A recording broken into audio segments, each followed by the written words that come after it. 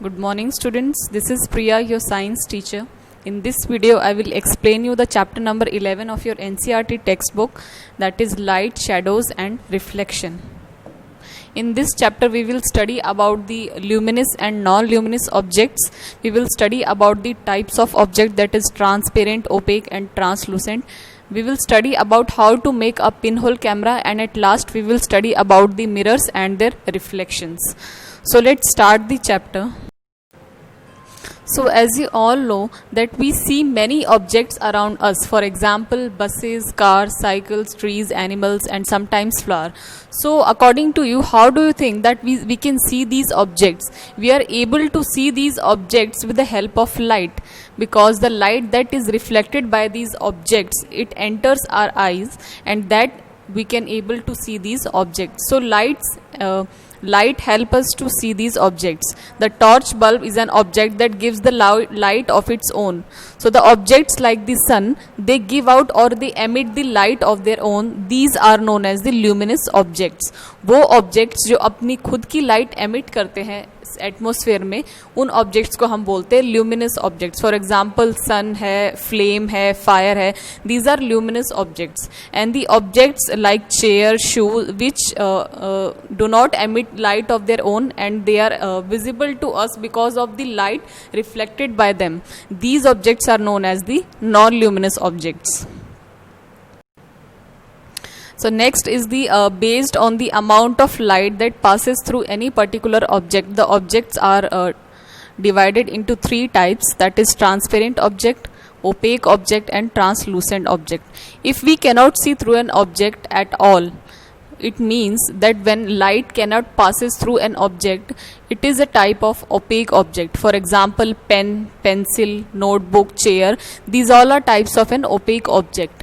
If you are able to see clearly through an object, and it means that the light is allowing to pass through this object, this type of object is known as the transparent object. For example butter paper, a transparent paper.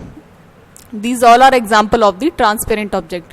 Next is translucent object. These there are some objects, for example colloidal solution, suspension solution, through which we can see but we cannot see very clearly. So these type of objects, these are known as the translucent objects. So to distinguish between the opaque, transparent and translucent object, you can perform a very simple activity. Activity 1, look around yourself and collect as many objects as you can. For example an eraser, a plastic scale, a pen, a pencil and a notebook.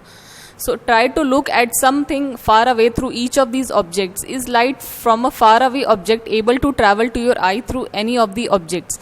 Then record your observations. We can see that the given object or material could be transparent, translucent or opaque, depending on whether it allows the light to pass through it completely, partially or not at all. So you can distinguish, you can classify these objects as transparent, translucent and the opaque objects. Next is the what exactly are the shadows. To understand about the shadows and their formation, let us perform an activity. To perform this activity, all you need is a opaque object and a source of light. So the source of light in this activity is sunlight. You have to take one of the opaque objects. You can take cardboard, you can take chair, you can take any of the opaque objects. Now hold this opaque object in the sunlight slightly above the ground. So what do you see in the ground? You know that the dark patch which is formed in the ground is due to its shadow of that opaque object. Sometimes you can identify the object by looking at its shadow only. Next you have to do is spread a sheet of paper on the ground. Hold the same type of opaque object at some height so that its shadow can be formed on the sheet of paper on a ground.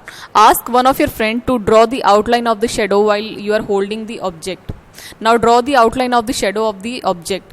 Now ask one of your friend to identify the object from these outline of the shadow.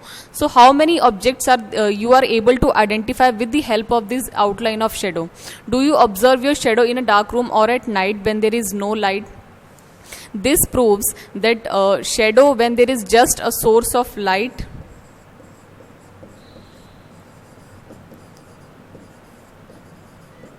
and an opaque object, then the shadow formation will takes place. इस activity से ये prove होता है कि shadow formation के लिए जो दो इसेंशियल कंडीशन है, that is a source of light होना चाहिए हमारे पास, सेकंड हमारे पास कोई ओपेक ऑब्जेक्ट होना चाहिए। इस एक्टिविटी से हमें ये पता चलता है। नेक्स्ट एक्टिविटी जो हम परफॉर्म करेंगे that is activity 3. इस एक्टिविटी में there is an activity that you will have to do in the dark in the evening.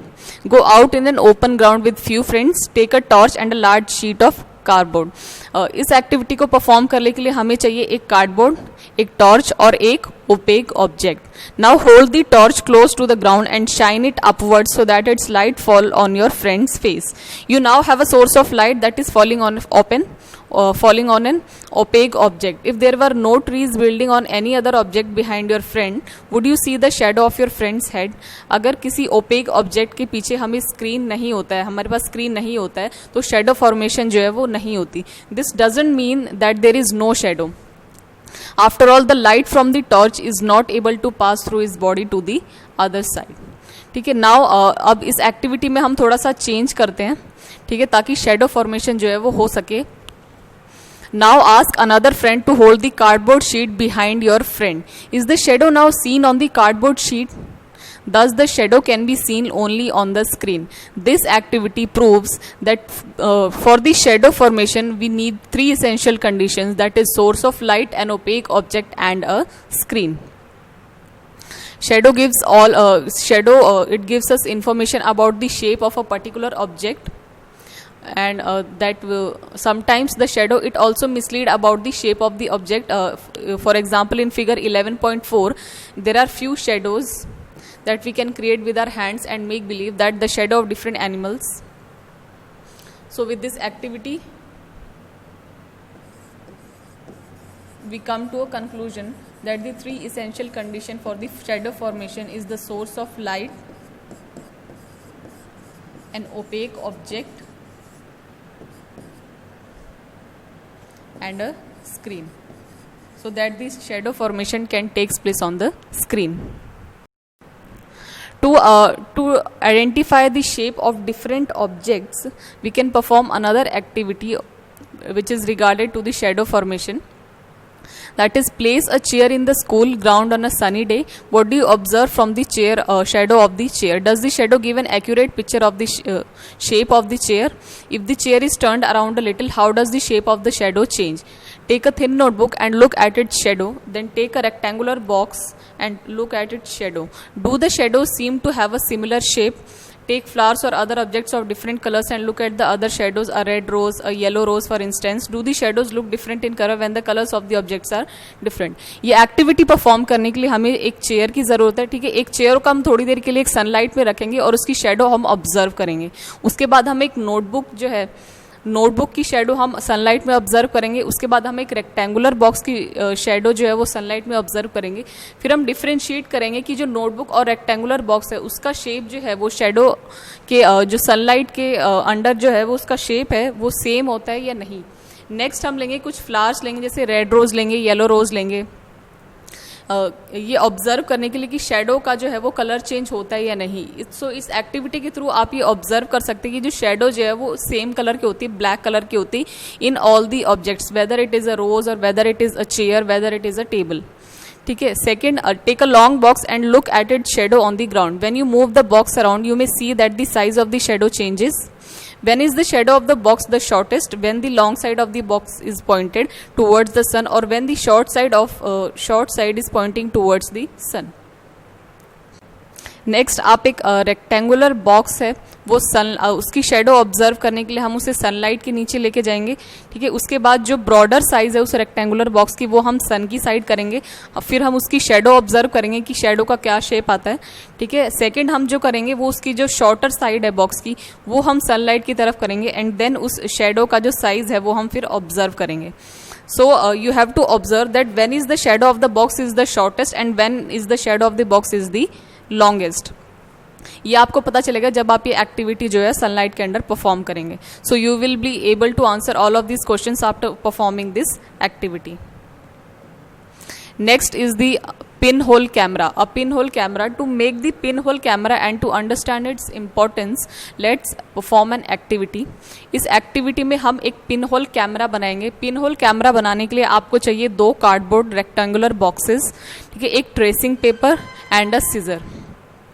ये एक्टिविटी परफॉर्म करने के लिए आपको 2 कार्डबोर्ड बॉक्सेस लेने हैं, ठीक है. 2 कार्डबोर्ड बॉक्सेस का साइज जो है, एक का छोटा होना चाहिए, एक का बड़ा होना चाहिए. फॉर एग्जांपल हमें इस तरीके का साइज लेना है कि जो स्मॉलर बॉक्स है वो लॉन्गर बॉक्स के ऊपर स्लाइड कर सके, ठीक है, मतलब उसके अंदर वो फिट हो सके.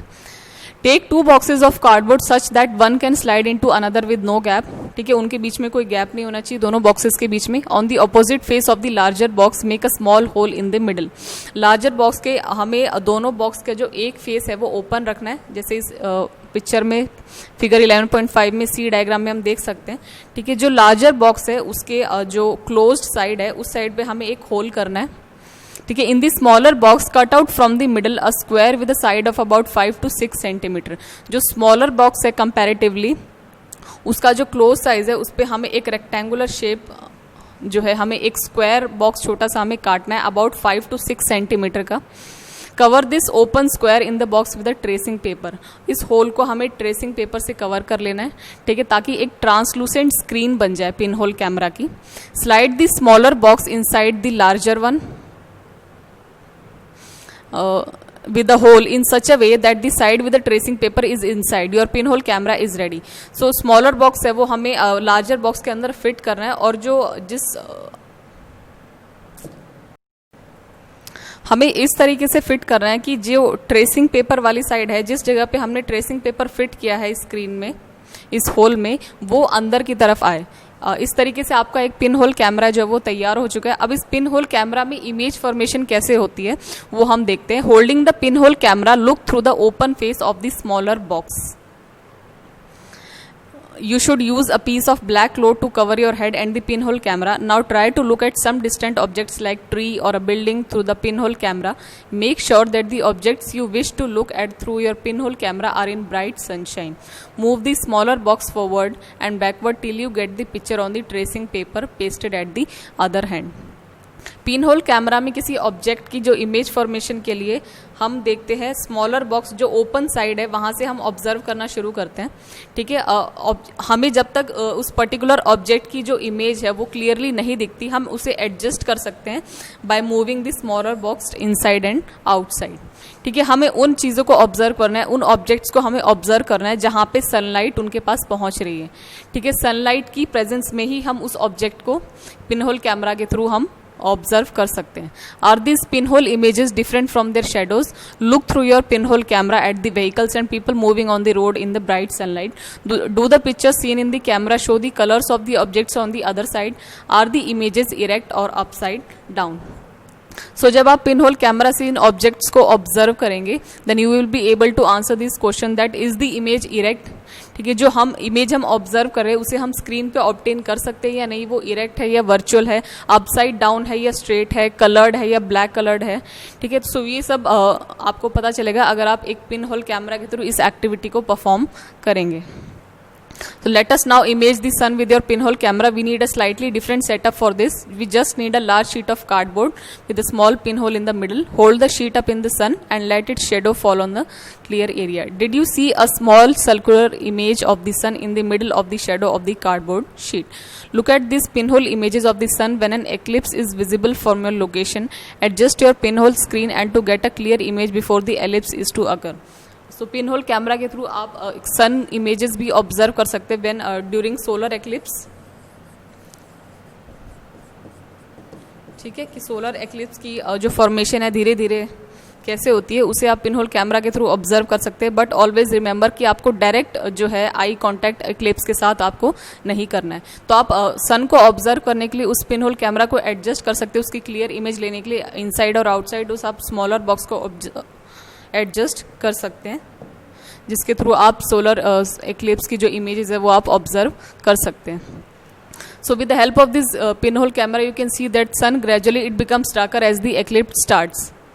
Always remember never look directly at the sun, that could be extremely harmful for your eyes. So there is an interesting pinhole camera in the nature, like you can see in the picture. Sometimes we can pass under a tree covered with a large number of leaves, so we notice small patches of sunlight under it.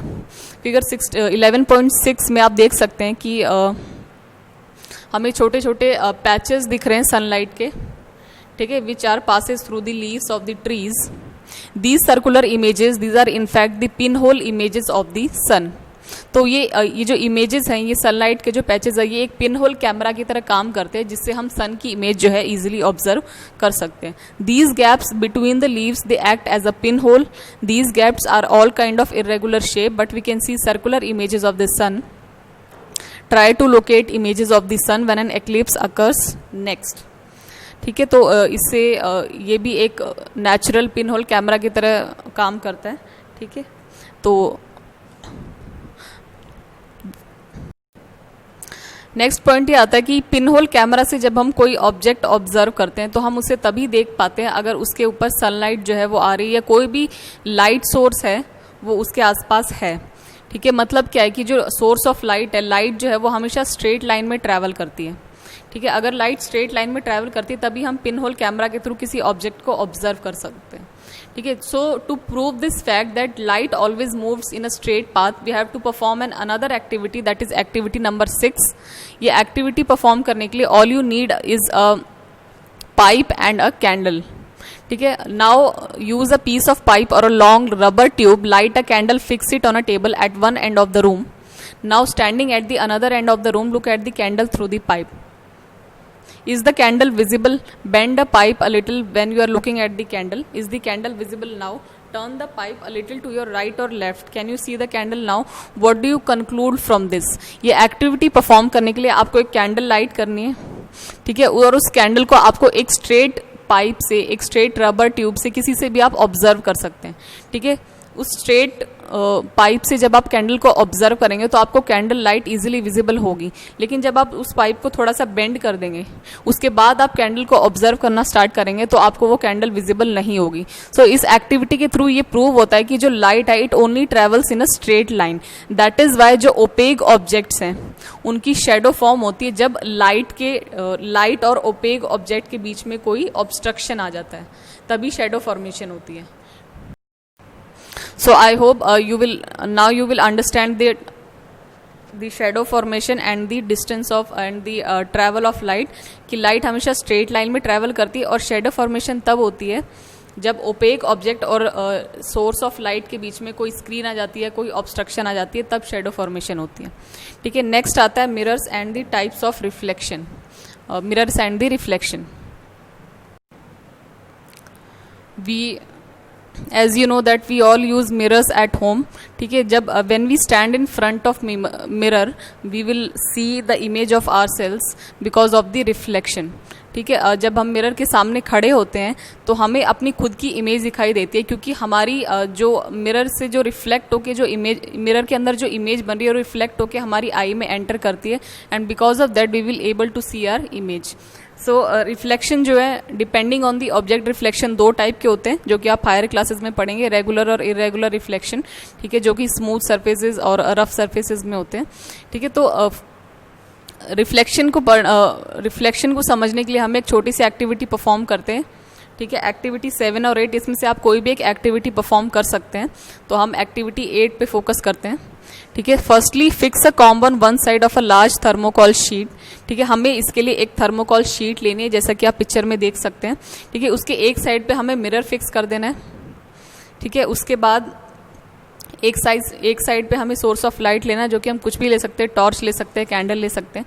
ठीक है, और हमें बीच में source of light और जो screen है जिस पे हम जिससे रिफ्लेक्शन होगा, जो मिरर है, उसके बीच में हमें कॉम्ब फिक्स करना है. ठीक है, कीप दिस सनलाइट और send a beam of light from a torch through the comb. अब हमें टॉर्च जब हम ऑन करेंगे तो जो बीम ऑफ लाइट है वो डायरेक्टली मिरर पे पड़नी चाहिए थ्रू दी कॉम्ब के बीच से जो है वो मिरर ऑफ लाइट, जो सोर्स ऑफ लाइट है वो कॉम्ब के बीच से मिरर तक पहुंचनी चाहिए. What do you observe? Do you get a pattern similar to that shown in the figure 11.9, जब आप टॉर्च को ऑन करेंगे तो आपको कुछ बीम ऑफ लाइट दिखाई देंगी जो कि रिफ्लेक्ट बैक हो रही है एटमॉस्फेयर में, ठीक है, जो कि मिरर से रिफ्लेक्ट हो रही है. So this activity it proves that it gives us an idea of the manner that in which a light travels and get reflected from a mirror. ठीक है, जो कि टॉर्च से आ रही है वो है इंसिडेंट रे, ठीक है, और जो मिरर रिफ्लेक्ट कर रहा है that is the reflected ray. तो कोई भी ऑब्जेक्ट है, अगर उस ऑब्जेक्ट को हम देख पा रहे हैं या शेडो फॉर्मेशन हो रही है, it is because of the source of light and it's reflection. तो लाइट जब किसी ऑब्जेक्ट पे पड़ती है तो कुछ पार्ट जो उसका है वो रिफ्लेक्ट बैक हो जाता है एटमोसफेयर में, जिसकी वजह से हम उस ऑब्जेक्ट को देख पाते हैं. ठीक है, so I hope with this activity you will be able to understand the reflection through the mirror and the types of objects that are present in our surroundings. So this is your chapter. I hope you have understood it well. If you have any doubt, you can ask me. Thank you.